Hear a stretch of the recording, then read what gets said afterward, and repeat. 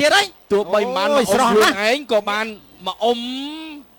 នៅចូលរួមដែរឥឡូវនេះស្រស់សម្រស់បាទក៏មិនចាញ់គ្នា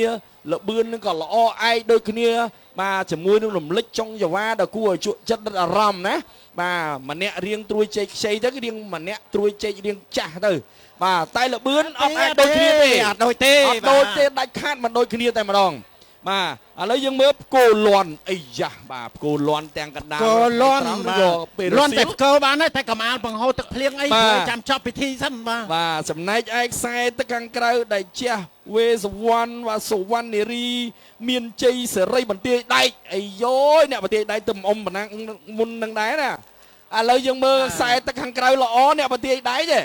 បាទល្អមែនទេមកដល់ចំណុចនេះអូចាក់ស្រោះគ្នាល្អណាស់បាទផ្គោលន់គួរតែពេលមកទៅក៏ហឹមមួយទៅដើម្បីឲ្យដៃគូរៀងខ្លាចបាទផ្គោលន់ថែមលបឿនបាទផ្គោលន់ថែមលបឿនបាទប្រហាក់ប្រហែលគ្នាអូយល្អដូចគ្នាទេមិនទាន់ហ៊ានទេអ្វីដែលសំខាន់មិនទាន់ហ៊ានសន្និដ្ឋានទេបាទដូចគ្នា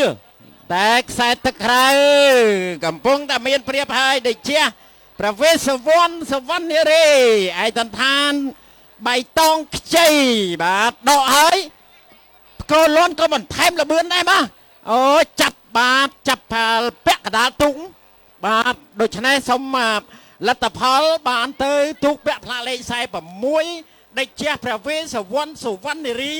មានជ័យសេរីបន្ទាយដែកបាទឈ្មោះវែងមែនទែនបាទគាត់ទទួល